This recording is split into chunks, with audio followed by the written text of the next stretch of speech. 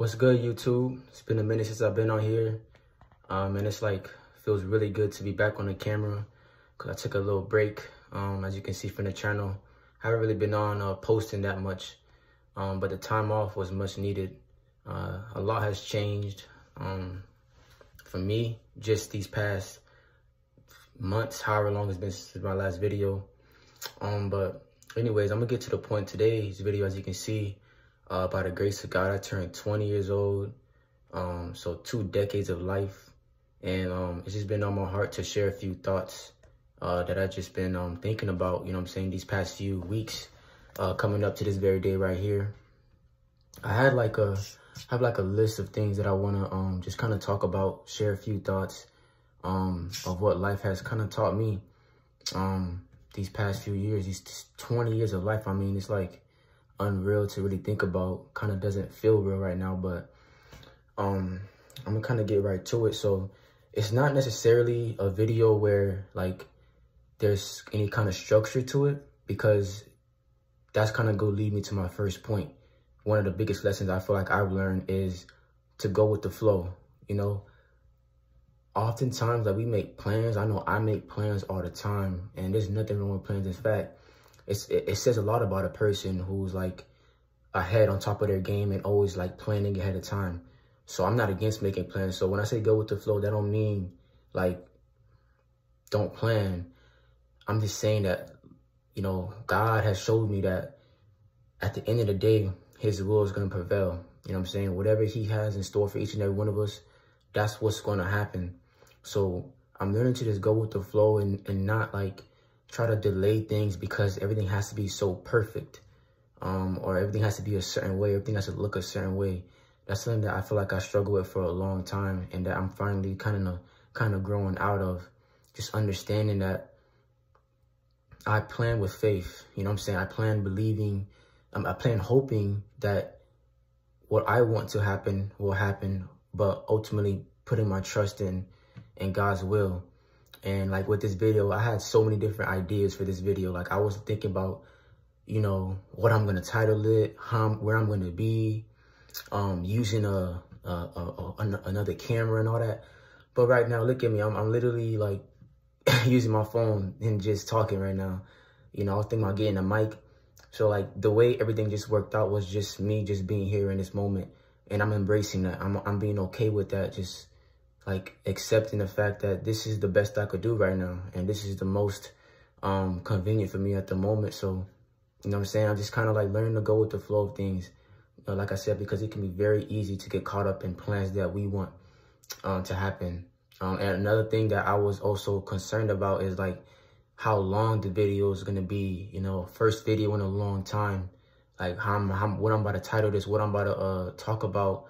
But again, going with the flow, just letting the words come to me, letting the ideas flow, letting whatever time it takes, you know what I'm saying? That's what it's going to be. Because YouTube, to be honest, isn't really something that I do like for people in terms of like what my primary goal. It's really like a diary for me. That's really what YouTube is. It's a video diary for me that I can go and look back on and see all the things that I, you know, just see myself speak, see the different points I was in different times in my life, different chapters, if you will. So that's what YouTube is for me. So I'm going to be more than content with whatever the outcome is, because this is my truth. This is my reality. So I have a few things written down here. Another thing that I had written down that I kind of learned over these past few months after letting things flow is also to celebrate the little things. I've been told this many times. A thing that I struggle with as well is like trying to not giving myself enough credit for certain things. Like unless I do something major, unless I hit a major milestone, I don't give myself enough credit. And I've been told that, and I acknowledge that now. At this point in my life, that I need to start giving myself credit for the little things, even if that's waking up in the morning and fixing my bed. You know what I'm saying? Even if that's finally acting on an idea that I've had in my mind for a lot of time. You know, like I'm gonna give you an example.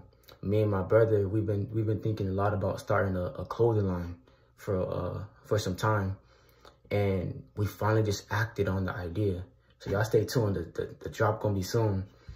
I'll make sure I post it on YouTube as well. But the fact that we even like started that idea, like just acted on that idea and started to, you know what I'm saying, get the ideas drafted, get the mock-ups, you know, get the samples and all that kind of stuff. Like, that's a big thing to me now that I look at it.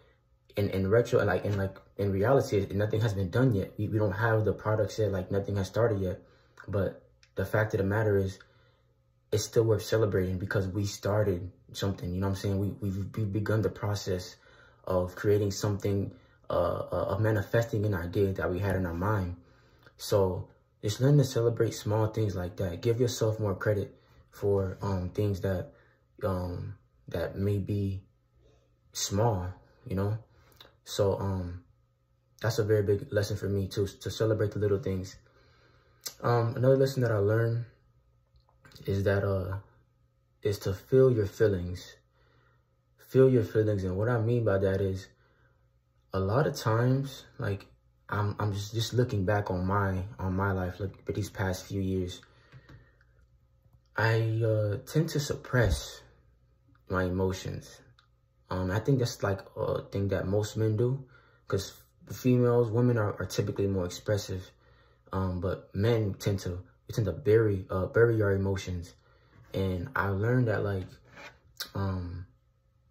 I think I want to be careful about saying I learned, because like learn past tense almost implies that I perfected it. So I'm making it clear now that it's not something that I've necessarily perfected yet. I think a better word to use instead of learn is acknowledged. You know, I've acknowledged that I struggle with suppressing emotions. And when you suppress something, you don't get the opportunity to feel it. So, for example, like, let's say you're mad at the moment. Like, okay, like, feel that feeling. Feel the anger. That doesn't mean act on it, because not everything that we feel is necessarily meant to be acted on. You understand? Emotions and feelings were given to us by God himself with purpose. You know, God is intentional. So everything he gave us was with a specific purpose. So I'm learning that I need to be able to be like, okay, I'm mad right now, or I'm sad right now, I'm upset right now, I feel good right now, I'm joyful right now, you know, and like actually feel that. Feeling that means being, in order to feel that feeling, you have to be present. You know, you have to kind of like be able to almost observe that feeling. Like observe how you're actually feeling and embrace it. And then you have to be the judge to decide what you're going to do with that feeling, what you're going to do with that emotion. That's what I'm saying. I need to be able to judge, okay, this anger that I feel in this moment, this is what I need to do with it. This is where I need to put that energy. This is where I need to put this emotion. This is how I should act on that emotion.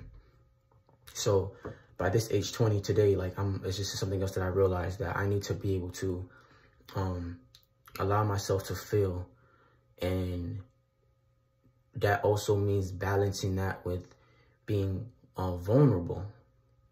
You know, I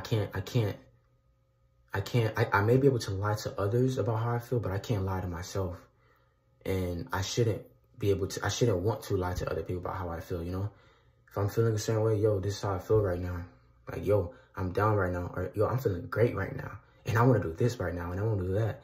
Like, I need to be able to communicate that. So a good sign to know when you're, like, suppressing something is, like, if you find yourself just, like, lying to other people about it. Meanwhile, you know, like, deep down how you feel.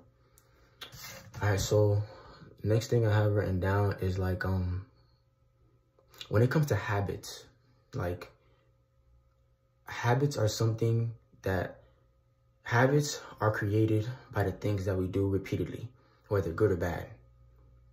And I have acknowledged and learned, I have acknowledged that I have good and bad habits, and that most of my day, I would probably say 90% of my day, 90% of my day consists of me doing things that I already do every day, subconsciously, like, just like my routines, pretty much.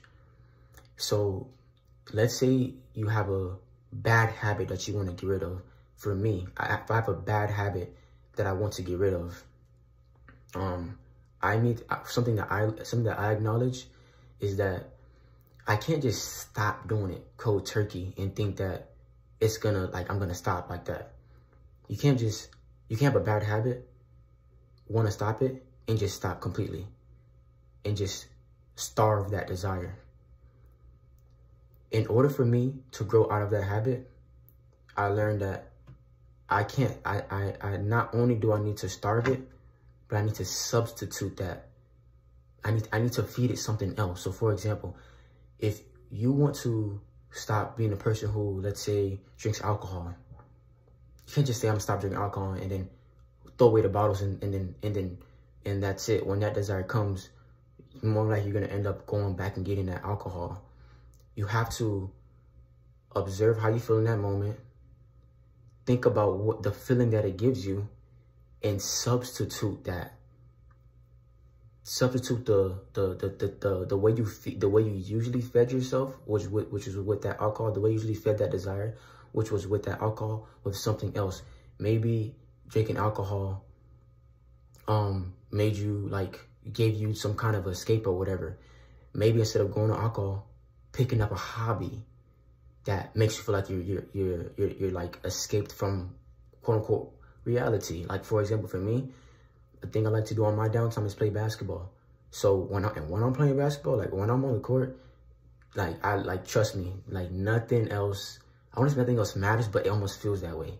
Like I'm zoned into what I'm doing, which is technically an escape from all the things that I've been doing. So you can accomplish escaping reality with doing something productive. Like, because when I'm playing basketball, I'm working out, I'm just cardio, you understand? So I could, if I was a person with a drinking problem, I literally would be substituting that that desire with something productive versus just sitting there and and being beat down by this desire to drink. So that's, hopefully that makes sense. That's just kind of how I think about it. So again, basically what I'm trying to say is substitute, don't starve. Don't think just, I'm gonna stop, that's it, and I'll be good. No, you have to find something to replace that with, which is what I'm doing currently for the things that for the bad habits that I have that I want to correct. I think another lesson that I learned by age 20, something else that I don't know if this is a lesson, I don't know what word to use for this one, but something else I learned by age 20 is, like, there's a quote that says knowledge is power. And I've always like went hard for that quote. Like, yo, knowledge is power. The way you liberate yourself, the way you become something great, or the way you like gain power is through knowledge. And to me, knowledge does not equal power. Now that again, at this point in my life, knowledge that does not equal power, I think that statement is very much incomplete. I think that the more appropriate way to say this is applied knowledge equals power. Like, this is what I'm realizing. Applied knowledge equals power, because what profit is it to have all the knowledge but you never do anything with it? How much power do you really have if you hold all the answers in your mind but you're not applying it to your life? This was a big problem that I had. Like, when it comes to studying the Bible, like, I was the person who knew all the verses, who had all the verses stored up in here, everything. But my lifestyle in certain areas weren't aligning with those verses. So I had to sit back and and think like, wow, like, I'm doing all this studying, I have all this knowledge, I have all this understanding. Why am I still falling short in certain areas? And as a man, I had to be real with myself and say, here's why. You're not applying that knowledge. You know, you're not taking what you're learning and actually letting it become a reality in your life, because words are just words until they become a reality. I'm big on quotes, but guess what? Quotes are just quotes unless they become a reality in your life. That's what I'm starting to just continue to be real with myself and say, like, yeah, I gotta start being real with myself. I gotta start applying the knowledge that I do have, because once I begin to apply it, then I have the power. Then the power is there. Then the power can actually, the power has a conduit to move through now. Because when you have all the knowledge, you have all the power here, you need to be able to, you understand, bring that knowledge out from within your mind. And you do that through actions, the way you live. And so your actions become the conduit by which the power flows through. So that's kind of the idea I have about that whole quote, knowledge is power. It's much better to know. I think God would prefer a person who only knows 2 Bible verses but applies both of those 2 verses versus a person who knows 1,000 verses but can only live out 5 or 10 or 100. You know, because you're more effective. You understand? You're more effective. You're a person who is applying everything that you have within you. So the next thing I have written down, I have a few things. Again, like I said, this video, I'm really just flowing. I just wrote down the different thoughts that I had, and I'm just gonna elaborate on them. And see what I'm saying? If you finish the video, you finish the video. If not, it's not. You don't. You know what I'm saying? So the next thing that I have written down is like learning that like by age 20, like I like this one a lot because this is something that I can really say I like actually am applying right now, which is it's okay to say no or I don't know. Like, because of the kind of person that I am, like I said, how I have all, like, I feel like I put so much time into obtaining so much knowledge. I was always the person who wanted to have all the answers. I was the person who just wanted to be the one to give an answer to every question, whether it's biblical questions or just life questions in general, like giving advice, whatever it was. I wanted to be the one to say, here is the answer. And that is a good thing, like to have that desire to want to know and to want to be able to help people. But the way it becomes a problem, the time it becomes a problem is when you start answering questions you don't have the answer to, really, just to be able to say you answered it. And that's what I found myself doing. So somebody asks a question and like I genuinely don't know the answer. I don't know. I don't know. Like, I can help you. We can both look for it together, but I don't know it. And I feel so much like better doing that. Like, I feel so much more confident like doing that now, like saying, I don't know. I don't have the answer. You understand? And I feel so much better doing that. And also I attached that to saying no as well, because I was also a person like a yes man. I was always the one who wanted to do the favors for everybody. I was always the one who always wanted to jump through, you know, hoops and things like that just to please everybody around me. But learning to say no, I'm realizing, is also part of self-love, you know, knowing your limits. Like, bro, I wish I could help you, but I can't right now. I would if I could, but I can't. I'm sorry. No, I can't. I can't do this for you. Not in a way, like a mean way, but like, for me, I'm done playing superhero, like Superman. Like, yo, I'm only one person that can be in one place at one time. You know, so just learning to say no to things. And then I think the last thing, because I see the video is getting kind of long, so I'm kind of like coming to the end of what I wrote down. Anyways, so the last thing I feel like is important for me to mention is to expect anything from anybody at any time. This is probably one of my biggest lessons. Humans are humans. We're fickle. We change. 1 second we feel this way. The next second we feel that way. Like, we're human.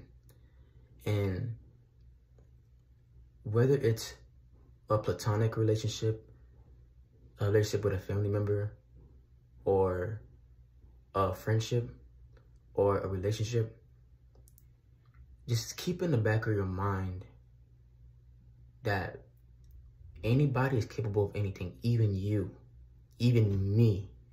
You understand? This is the quote-unquote curse that's been given to us, this flesh, this body that we have. Like, we all fall short of the glory of God. We all fall short. Nobody is above any mistake. So the punches that hurt the most are the ones you don't expect. You understand? If you thinking that your homeboy would never do this to you, or your homegirl would never do that to you, or your mom, your dad, whoever it is. This doesn't mean look at people with a side eye. You know what I'm saying? There's a balance to it. You can't just be like watching people with a side eye all day. Like, no, you have to still live your life and love and do all that. But don't put nothing past anybody. And that's like a big lesson for me that I've learned. And I feel like so much more like at peace with that. Because when somebody does something that you didn't expect, you're almost expecting the unexpected. You understand? You're expecting the unexpected. So when something unexpected happens, you already expected it. And that's like my mind right now at age 20. And hopefully, you know, I continue to grow in that area as well. But like, nobody owes me anything.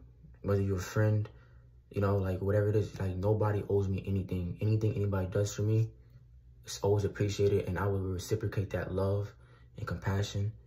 But at the end of the day, people are people. Humans are humans. We all fall short. So yeah, I mean, like this is just a few thoughts that I wanted to share. Hopefully somebody can you know, take this and help them. But like I said, primarily, like I look forward to if it be God's will for me to see 21, you know, to be able to look back on this video and watch it all over again from the beginning and see how much more I've learned. Because the truth is, by the time, if it be God's will, I had 30, I'm still going to have lessons that I'm learning. And even things that I spoke about today, I'm still going to be building off of it. I don't think anybody ever completely is 100% in a certain area. You know, all of us are at different levels in certain areas, but we're always still growing, you know, which is the beautiful part about life. There's always room to grow. So I don't know what God has in store for me these next few months, next few weeks, next year, or whatever it might be. But I'm just thankful to be able to be here right now. And I'm thankful to everyone who showed love, support, and acknowledged to stay with me. And to those that's still with me to, you know what I'm saying, at this age right now that I started with, you know, I salute you. Much love to everybody that take the time to, you know, even watch this video as well. So that's pretty much it. So hopefully it helps somebody, and I make it to see 21 to be able to watch this video over again. All right, thank you for watching.